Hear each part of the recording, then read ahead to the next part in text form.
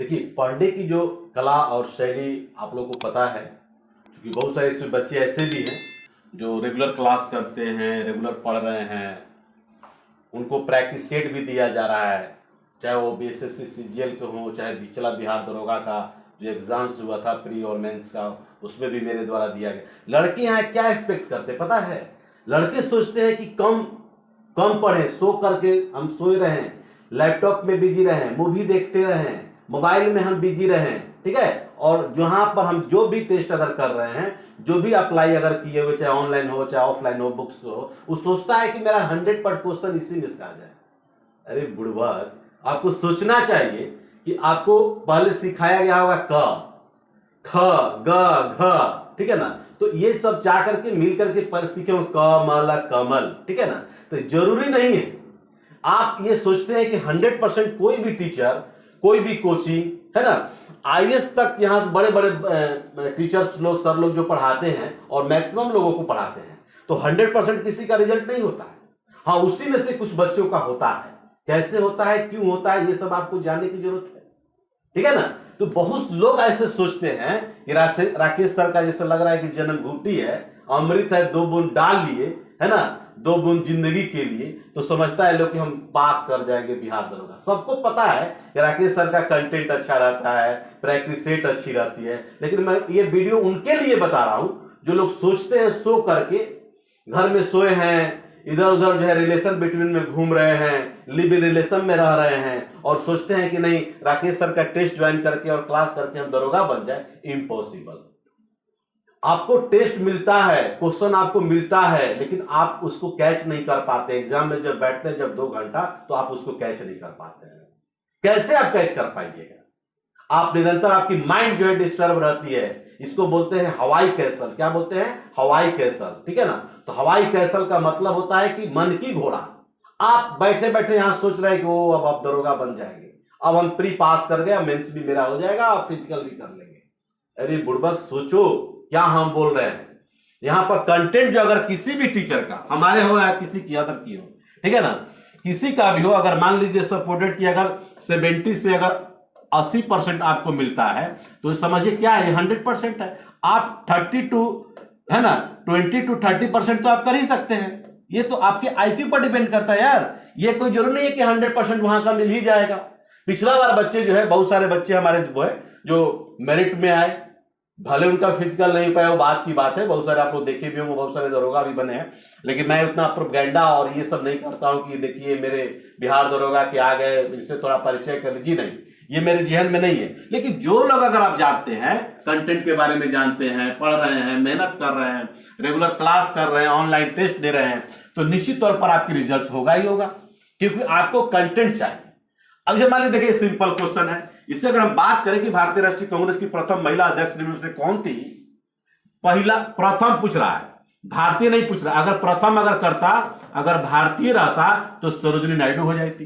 क्योंकि आपको पता है, क्या पता है कि अब तक से भारतीय इतिहास में जो है, आईएनसी के इतिहास में जो है, 1917 में, है ना, 1925 में और 1933 में, ये 3 बार भारतीय राष्ट्रीय कांग्रेस की अध्यक्षा बनी। 1917 में कब बनी थी, कौन बनी थी? तो एनी बेसेंट बनी थी, नाम सुने हैं ना, एनी बेसेंट, जो कलकत्ता में बनी थी। 1925 में है सरोजिनी नायडू, जिनको नाइटिंगेल ऑफ इंडिया भी कहा जाता है ना, सरोजिनी नायडू बनी थी। और भारतीय राष्ट्रीय कांग्रेस की प्रथम जो है भारतीय महिला अगर कहा जाए तो सरोजिनी नायडू का ही नाम है। और तीसरा में आपका नलिनी सेन गुप्ता, नलिनी सेन गुप्ता, बोलिए, नलिनी सेन गुप्ता। ये 3 वो आप जो देख रहे हैं, और तीनों को आपको याद करने का तरीका भी आपको बता देते हैं कि तीनों का बीच का डिफरेंस कितना वर्ष का है, 8 ईयर्स का है।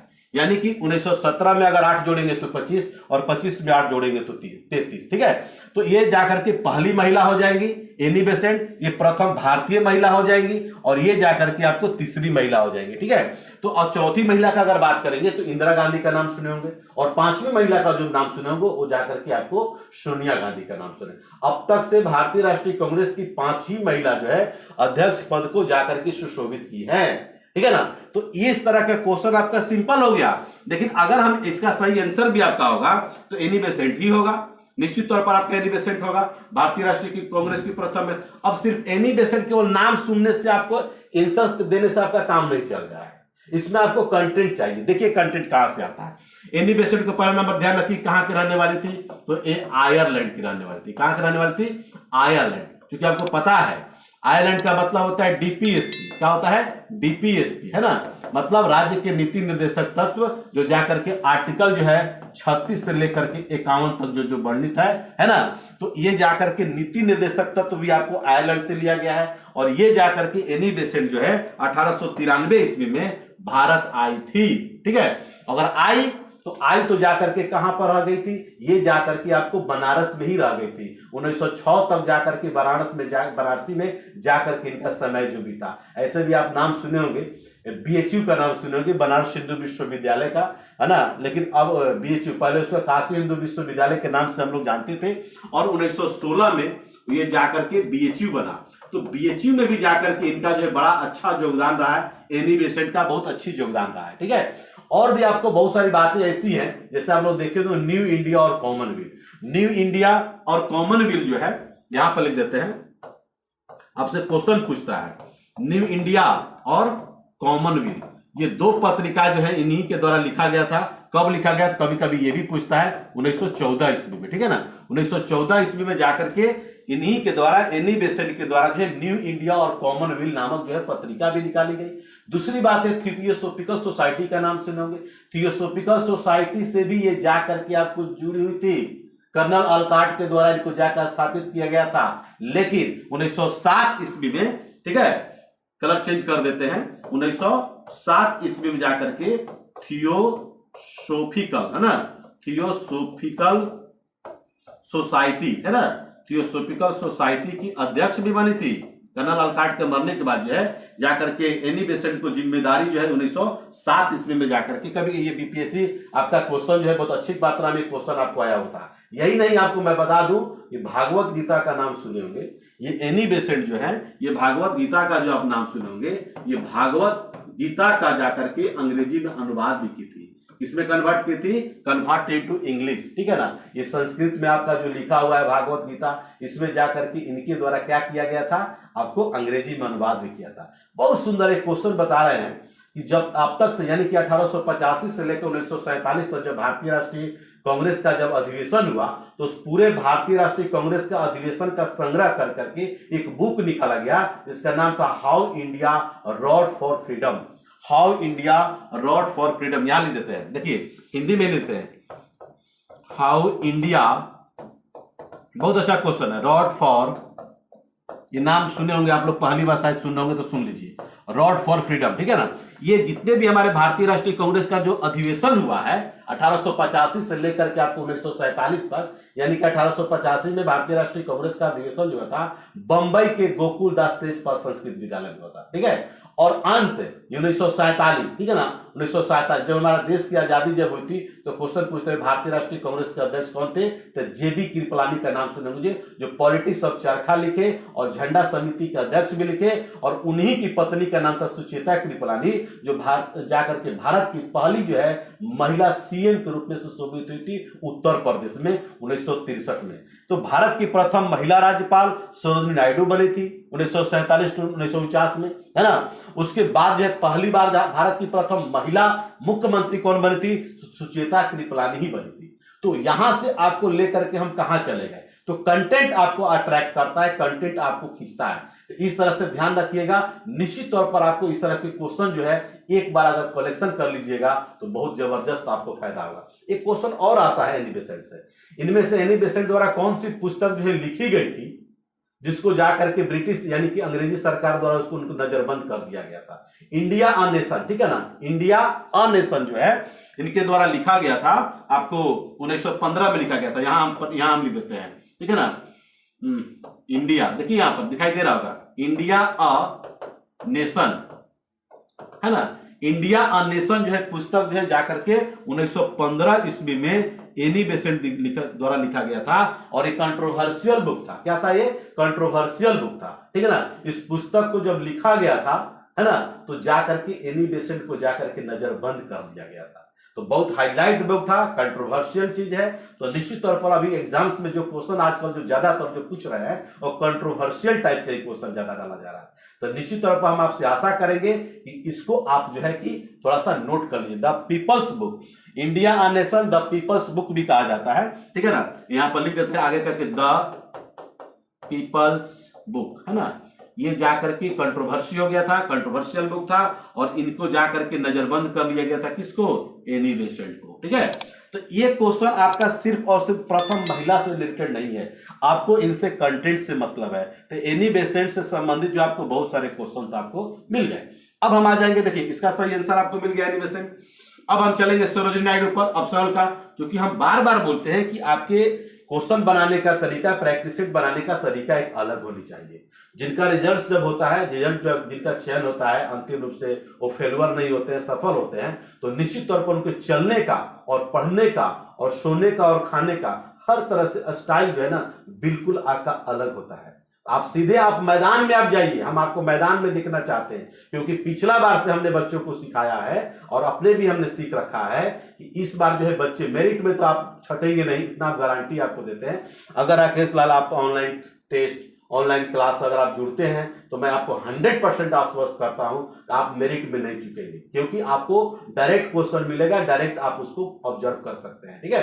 तो आपको इस बार करना क्या है, पिछला बार मुझे बहुत दुख हुआ क्योंकि मैक्सिमम बच्चे हमारे क्वालिफाई किए थे, लेकिन वो फिजिकल में 3 सेकंड के लिए, 4 सेकंड के लिए, 5 सेकंड के लिए, है ना, ये लोग जाकर के आपको जो है क्या हो गए, छट गए, ठीक है। तो हम आपको बार बार अब जो है हम आपको देखना चाहते हैं मैदान में, ठीक है। और राकेश लाल आप सीधे दिखेंगे एग्जाम हॉल में। कहने का मतलब है कि जो आप एग्जाम हॉल में जब बैठिएगा, आपको क्वेश्चन जब सीधा आपको एग्जाम के पेपर्स में जब आएंगे, क्योंकि क्वेश्चन पेपर तो मिलता नहीं है, तो आएंगे तो निश्चित तौर पर जो है आपको वहां पर हम आपको दिखाई देंगे, और स्वयं आप सोचिएगा, उस समय आपको फील होगा कि ना राकेश सर जिसने पढ़ाए थे, जो कंटेंट जो दिए थे, वो हूबहू मेरे एग्जाम्स में आए हैं कि नहीं आए हैं। तो इस बार आप लोग को चुकना नहीं है, निश्चित तौर पर जो है मैदान में फिजिकल करते रहिए। आपकी नोटिफिकेशन आने वाली है, जल्द आने वाली है, इसके चक्कर में आप मत पड़िएगा, मत रहिएगा कि कब आएगा।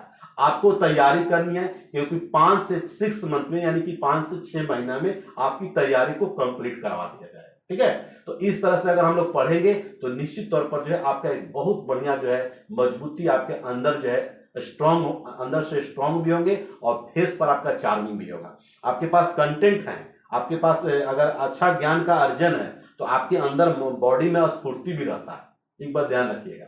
ऐसे ऐसे बहुत सारे बच्चे हमारे पास जो है लोग शेयर किया कि सर देखिए 2 सेकंड के लिए हम छट गए, मेरा 84 नंबर, 83 नंबर, 86 नंबर, बहुत सारे बच्चों का, माने आपका जो रिजल्ट्स जो हुए थे वो 74.5 हमने बोला था, और 74.7 पर जाकर के रिजल्ट हुआ था। तो 100% कटअप भी हमने मेंस में और प्री में आपको बताए थे। लेकिन इस बार अगर चुकोगे भैया तो मैं पढ़ाना छोड़ दूंगा।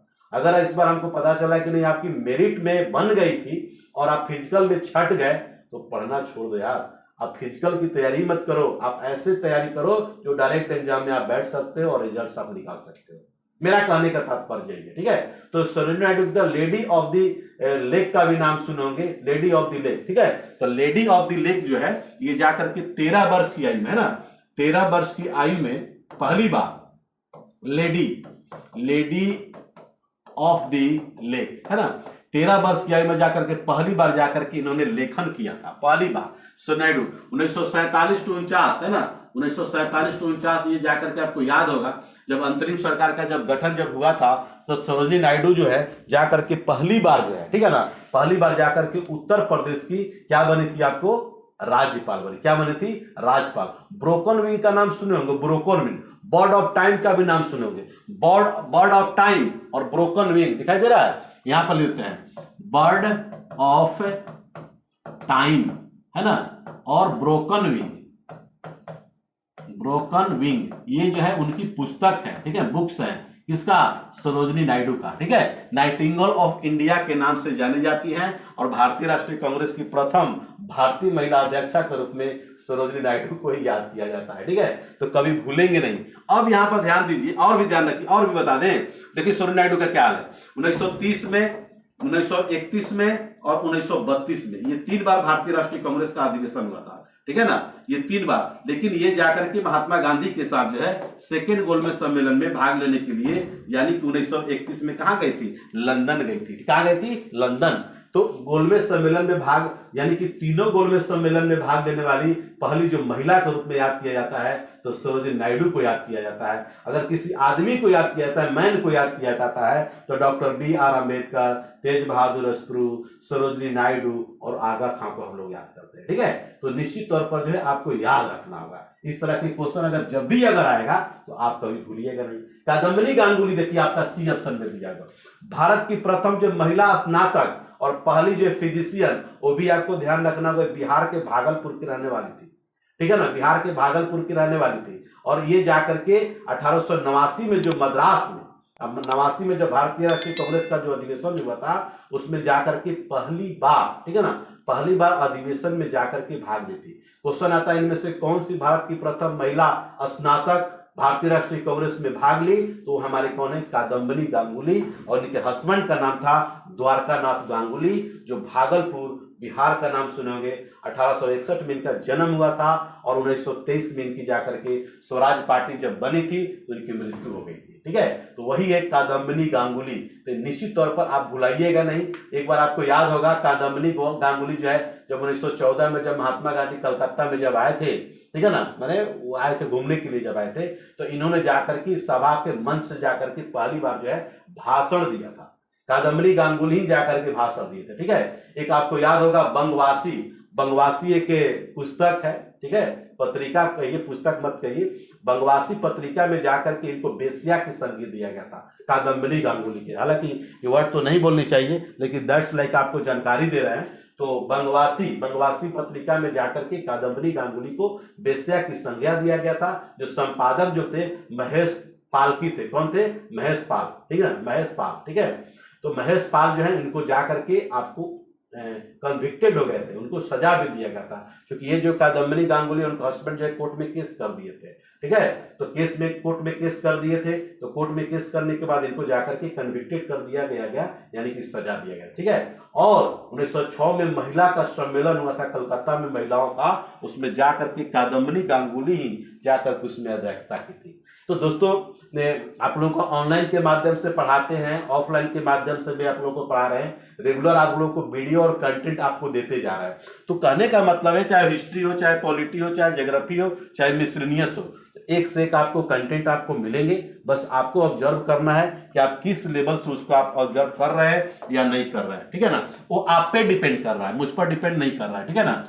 मुझ पर डिपेंड नहीं कर रहा है। तो हम चाहेंगे कि निश्चित तौर पर जो है आप लोग थोड़ा सा मेहनत करिए, और किन्हीं को अगर दिक्कत होगा तो 75418343 और 03, ठीक है, और 9931843263। आप लोग को ऑनलाइन क्लास या ऑनलाइन टेस्ट जो भी आपको जुड़ना होगा, तो निश्चित तौर पर जो है एप्लीकेशन यानी कि ईडू ई गुरुकुल जो है, ईडू ई गुरुकुल है ना, ईडू ई गुरुकुल जो है जाकर के आप विजिट करिए। निश्चित तौर पर जो है आपको मैं आशा और विश्वास दिलाता हूं कि निश्चित तौर पर जो है आपको बहुत बड़े फायदे होंगे। और जो भी एक बार और भी बता देते हैं कि इस बार जो है हम लोग पैटर्न जो थोड़ा सा चेंज, चूंकि दरोगा में हम लोग लाइव दिए थे, लाइव टेस्ट लिए थे, ठीक है ना, उसमें रैंकिंग आपकी कितनी है, कितना आपका मार्क्स आ रहे हैं, सारे के सारे उसमें हम लोग बच्चों को शेयर कर रहे थे। लेकिन इस बार जो है कि पीडीएफ फॉर्म में भी आपको दिया जाएगा, पीडीएफ फॉर्म विद सॉल्यूशन, और टेस्ट भी आपका स्टार्ट हो चुका है। और क्लास जो है 3 दिसंबर से रात को 8 से 10 या और 6 से 8 आपको 2 टाइमिंग में स्टार्ट होगा। और बिल्कुल जो है आपको टेलीग्राम से आप जुड़ जाइएगा, व्हाट्सएप से जुड़ जाइएगा। किन्हीं को अगर दिक्कत होगा तो मैसेज करिएगा, ठीक है। निश्चित तौर पर जो आपको सारे के सारे जानकारी आपको मिलेंगे। तब तक के लिए खुदा हाफिज, इनकलाब जिंदाबाद, ठीक है। मिलते हैं नेक्स्ट क्लास में, और इसी तरह से आप लोग मेहनत करते रहिए, ताकि हम जो मेहनत जो कर रहे हैं जॉब के साथ साथ जो आप लोग का स्ट्रेटजी जो बता रहे हैं, तैयारी करने की रणनीति बता रहे हैं, कंटेंट एक से एक निकाल करके लाते हैं, तो आप पे डिपेंड करता है कि वो कितना आप ऑब्जर्व करते हैं। तो ठीक है, पुनः जो है नेक्स्ट क्लास में हम लोग मिलते हैं। तब तक के लिए खुदा हाफिज, इनकलाब जिंदाबाद।